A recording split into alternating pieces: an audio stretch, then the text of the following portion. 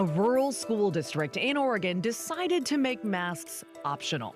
So, how's that going for them? Well, they had to cancel classes because too many staff members got sick with COVID. The state is withholding funds. They're being fined by OSHA.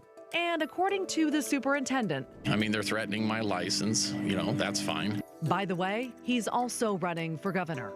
Meanwhile, OHSU says being vaccinated combined with a COVID infection will make you super immune against the virus.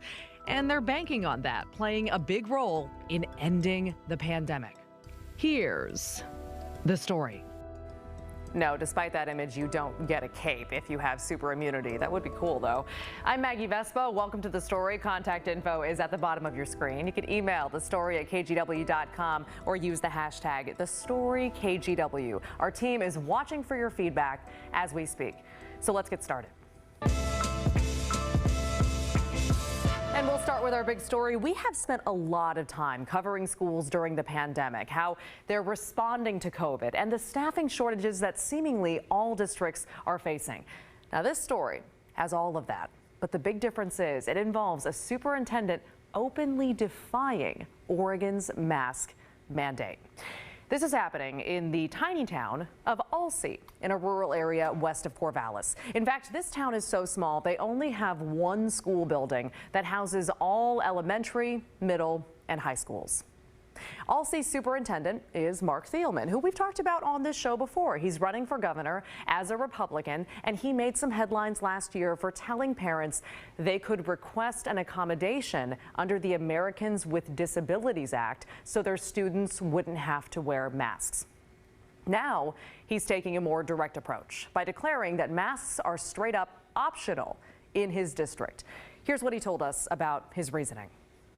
When Samaritan Health Services on January 10th here in the local Corvallis, Philomath, Alsea area announced that they will no longer allow people through the doors with cloth or paper masks, that is really what caused an explosion of negative interactions between students and teachers and administrators who are trying to continue to force the mandate. Something has to give.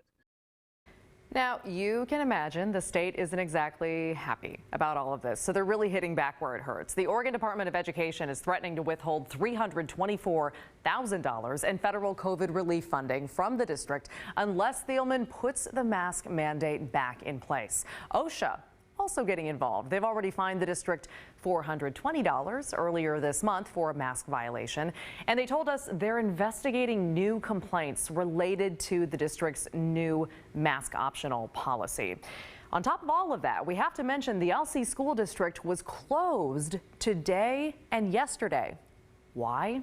Too many staff members are out because of, yes, COVID. We are going to go ahead and remain closed for this week because we want to make sure that we have enough staff who are healthy, recovered, and ready to roll because our semester starts on Monday. Now, the superintendent did add not all of his staff members are necessarily sick. Some of them have COVID-related child care issues. We'll absolutely let you know if the district stays closed any longer. But speaking of the state's mandate, we also want to point out an editorial that we think is worth your time. It's in the Oregonian. They are calling for the state to drop its proposal for a so-called permanent indoor mask mandate. We told you last week, permanent does not really mean permanent in this case, according to the OHA. The state's current indoor mask mandate, which has been in place since August, is a temporary rule. Per state law, it expires after 180 days, which is next month. Also, per state law, the OHA cannot implement the same temporary rule again. They have to drop the mandate or make it, quote, permanent. But they can repeal the permanent rule at any time. OHA says they plan to do so. Confused? Well, you're not alone. That's why the Oregonian thinks they need to get rid of the permanent language altogether. The newspaper's editorial board writing, while the agency by law cannot extend the temporary mandate, it may issue a similar limited duration rule after the current requirement's February 8th expiration, if need be. A permanent rule, even one that can be rescinded at any time, sends the wrong message to a weary public that has endured some of the strictest COVID measures in the country. And we should just add that language isn't just sending the wrong message, but actually it's in some cases fueling misinformation. Newsweek published this story with the headline, "Oregon officials propose making indoor mask mandate permanent." So to a national audience or even a local audience, that makes it sound like Oregon actually wants people to wear masks forever, which the OHA says is not true. Okay. Let's pump the brakes for a second here. Let me ask you a question. How many of you had COVID before you got vaccinated? Or how many of you got COVID after getting vaccinated? Well, according to researchers at OHSU, that means you have super immunity. Again, you don't get a cape against the virus. Here's Pat Doris. Researchers at Oregon Health and Sciences University gathered the blood of 104 employees from OHSU. All had received 2 doses of the Pfizer vaccine. They were able to study antibodies in the blood of the volunteers and watch how the antibodies did against 3 COVID virus variants before the Omicron variant began to spread. Their earlier report out in December showed a finding you may have heard about. Having both shots of the mRNA vaccine or just one of Johnson & Johnson, then getting COVID gave super immunity. But it was still unclear whether it would work the other way around. Would getting sick first, then later getting vaccinated, still provide super immunity? The answer is yes. Here's Dr. Marcel Curlin, one of the study leaders. So it's pretty important, I would say, because it speaks to, number one, the reason to get vaccinated. And it also speaks a little bit to what the future of the pandemic looks like. Dr. Bill Messer said the results show the body's defense system is adaptable and learns to recognize trouble and builds weapons against it. We found that the antibodies in your blood following the combination were about 10 times more potent than the antibodies in your blood if you just have a vaccination. The OHSU researchers did not study exactly how much immunity is achieved by only getting sick, but they say other researchers have found that immunity is wildly variable, and that most people are left with mild immunity and can get sick a second time with COVID. Both researchers agree that the combination of getting COVID and being vaccinated will help eventually push the virus from being a raging pandemic to a yearly annoyance. And here's a hopeful thought. They believe the change is already underway. We're seeing in real time this process of a transition to a milder form of the disease. So as Dr. Messer was pointing out, more and more people are getting immune responses, and eventually Omicron or whatever the next variant is, COVID, will encounter a more resistant population. And so we're seeing in real time, hopefully, a transition to more endemic, milder disease. Okay, so Pat Doris joining us now. And Pat, I mean, you know the drill on this show. We get a lot of questions from viewers, so we're going to try to answer one that we kind of think we see coming. Like, in the case of someone who's been immunized and they've been boosted, but they haven't gotten COVID, as far as they know, they might think, hey, Omicron's often not that severe, and it kind of weirdly sounds like it could help me long term if I get infected, and maybe they start relaxing protocols or things like that. You told our producers the doctor that you spoke to had something to say about that line of thinking. Right. Well, let me give you my nephew for an example. His name is Joe. He goes to University of Portland. He was vaccinated and boosted and still got COVID. And now I think he feels bulletproof, as a 20-something-year-old should. But what the doctors say, that if you are boosted, you really have as much immunity as anything that they've seen, 10 times greater than someone who's just vaccinated. So then the question becomes that I asked him was, well, okay, but if you're just vaccinated, then do you want to go get infected so that you can have that higher immunity and know that if it ever comes around again, you're going to be just fine? They did not think that was such a great idea, and here's what they had to say about it. We would not be in favor of people going out and seeking to get infected. I think that it's pretty clear that this is part of the equation of what ending the pandemic is going to look like. It's going to involve breakthrough infections. And for those people who have breakthrough infections, they're going to have enhanced immunity, which is certainly going to contribute to bringing the pandemic under control ultimately, or at least to the pandemic receding. All right, so a little bit of explanation. When they're talking about breakthrough infections, they just mean like if you got the Pfizer shots, you had those two, but not a booster, and then you got sick with COVID. And about 30% of the cases that we're seeing right now are those cases. If you got boosted, you still do have a chance of getting sick, but I think it's less. It's like 13 to 15%, something like that. So the best choice is to get vaccinated and then boosted and just say goodbye to COVID altogether, man. Yeah, that sounds great. That's been my plan. All right, Pat Doris, great conversation. Thank you. Thank you.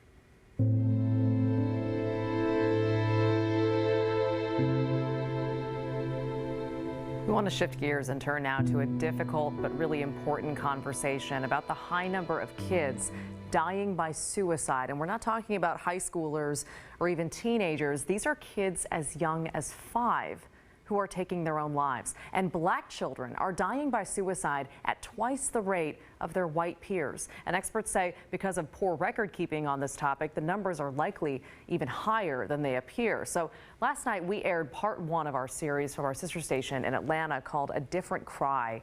And we got a lot of feedback from you. Kate wrote, heartbreaking story, but one that needs to be told. Everyone needs to take bullying more serious. And Elaine said, thank you for shining a light on child suicides. So tonight we are continuing the conversation with part 2. And again, we do want to warn you, this story contains racist language and graphic descriptions of death by suicide involving children. Here's reporter Madison Carter. He was my special child. When I was told I couldn't have no more kids, I had him. So that's why I call him my special baby. He was so full of energy and he loved dressing in costumes. He'll come out wearing a Batman, mask and Superman cape. 7-year-old Jeffrey Taylor died the day after an incident at school. I felt like my baby just was pushing everything in that little brain of his, a 7-year-old, dealing with calling and snagger too. You're ugly, you dress funny. He did not want us to go up there and embarrass him because he didn't want to get nobody in trouble. So he didn't say nothing. He was just dealing with it and praying for them. Since 1998, at least 700 black children have died by suicide. 7-year-old Jeffrey Taylor's death isn't in those numbers. It was ruled an accident. We know a lot about what works for white youth in terms of preventing suicide. And we just don't have that same evidence base or literature around black youth suicide. Suicides are regularly undercounted, especially among people of color. We've gone from feeling like suicide really wasn't an issue for black and brown communities to now realizing that black and brown kids, and particularly young black males, are dying at rates double that of our white peers. Racial trauma and a lack of mental health care are making the problem worse. I grew up hearing that if you're experiencing anxiety or depression, you just need to pray harder. I didn't have the right to feel anxiety. I didn't have the right to feel emotional pain. We saw the deaths of George Floyd and Ahmaud Arbery and Breonna Taylor. And for black and brown kids that see this over time, that starts to weigh on anyone. His parents say the weight of it all was just too much for Jeffrey. Everybody's a woulda, coulda, shoulda until it happens to you. Woulda, shoulda, coulda. Wish I woulda, shoulda, coulda had my son. That was Madison Carter reporting. If you or someone you know is in crisis, the Suicide Prevention Hotline is available 24 hours a day. That number is on your screen. It's 1-800-273-8255. It's been 1 week since the school board recall election in Newburgh, and it looks like the 2 board members on the ballot are keeping their seats. So what's next? Well, they've got a board meeting tonight when the story continues. Welcome back. Keep sending those questions and comments to thestory@kgw.com or use the hashtag #TheStoryKGW on Twitter. You know that feeling that you get the first time you're hanging out with someone after you've had a big fight with that person? It's kind of like a little awkward. Maybe you don't quite know what to say to each other, but you have to figure out a way to just kind of move past it. Well, that's the situation tonight for the Newburgh School Board. In less than an hour, they're getting back together for the first time since a massive recall election that had the two leading school board members in danger of losing their positions. It's been a week now, and it looks like the final results aren't likely to change much from here on out. But both board chair Dave Brown and vice chair Brian Shannon will keep their seats. They each got around 52% of the votes to keep them on the board, with about 48% of voters saying they should be recalled. The recall petition started after Vice Chair Brian Shannon proposed a ban on Black Lives Matter and pride flags in schools, and he and Dave Brown, as well as two other conservative board members, opened that up to banning basically anything they think is political in classrooms. This decision pretty much tore Newburgh apart. We saw protests from both sides, lawsuits from both sides, school board members saying they were in danger, and kids too said they weren't safe at school, especially BIPOC and LGBTQ kids. And it all came to a head a week ago in this recall election. The turnout was massive. More than 58% of eligible voters in this race cast a ballot, much bigger than school board elections typically turn out pretty much ever. And we talked with recall organizers who say to them, even though they lost, that means something.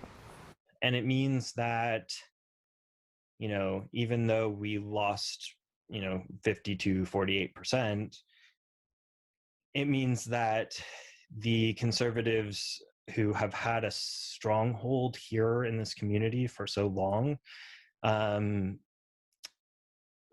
really need to be aware that there's a good chunk of this population now that may not fully agree with everything they're doing, and they will be held accountable.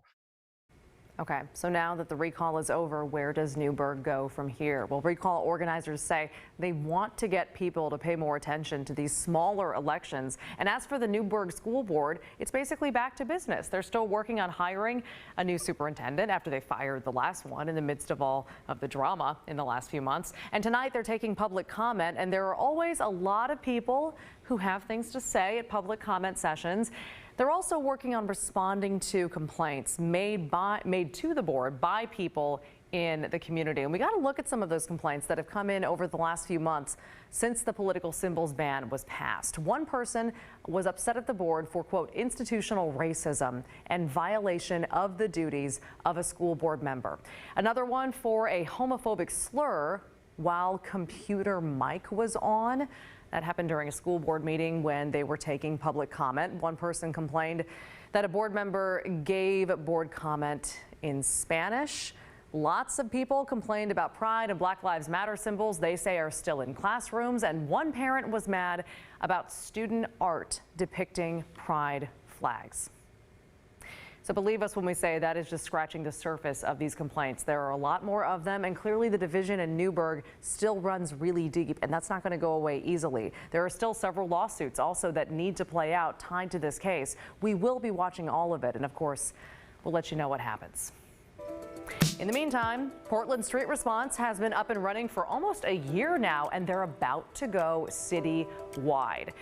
Are they ready to handle that big of an area? We asked the team when the story continues. Portland police basically getting a big step closer to donning body cameras by the end of next year and possibly starting the pilot as soon as this summer. Simply put, the city is expected to open up the bidding process on a $2.6 million contract. They're aiming to do that on Wednesday. And after seeing that story, Dan wrote, as long as we're funding body cameras, why not expand Portland Street Response? We haven't heard much about that team recently. Dan, great point. Thank you. That question is actually really timely because Portland Street Response has an important benchmark coming up. Come March, they are actually scheduled to go citywide 24/7. Until now, PSR has been operating as a pilot project in Southeast Portland and operating with limited hours. And basically, just for some background, instead of dispatching police, the city-funded program sends EMTs and crisis counselors to non-violent calls involving mental health or addiction. PSR launched amid the 2020 racial justice protests as part of the city's answer to calls for police reform. Now, all that being said, we know other examples of reform haven't always stuck to their original timelines, and body cameras are a perfect example. So we asked Portland Street Response, are you on track to indeed go citywide in 2 months? Here's their program manager. Portland Street Response will be on schedule to expand in March of 2022 citywide. We're currently working on posting the recruitments now for 4 new vans. And so some vans will have 2 people, some vans will have 3 people. We're adding peer support specialists to the evening shifts, and we're adding community health workers to the day shift.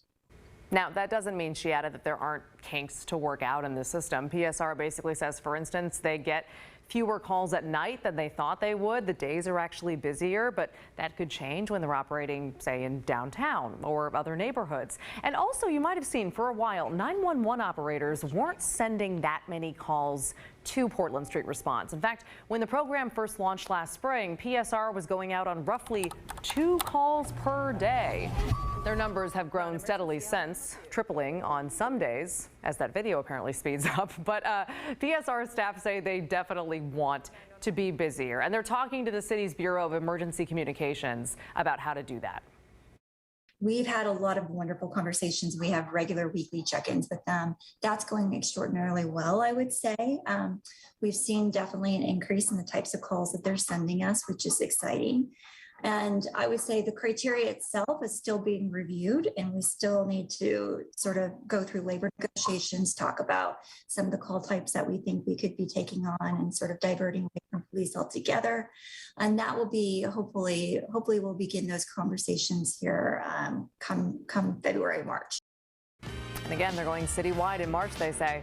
Keep sending those questions and comments into the story at kgw.com. We're going to finish the show next.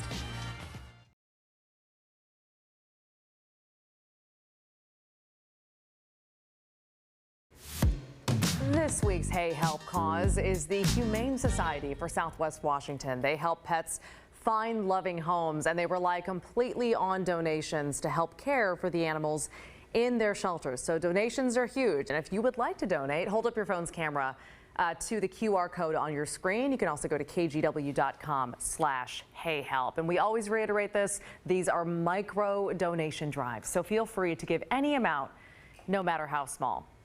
And while you have it, pick up your phone, follow us on Twitter at @TheStoryKGW, or email thestory@kgw.com. That does it for this show. The news at 6:30 with Laurel Porter starts now. This is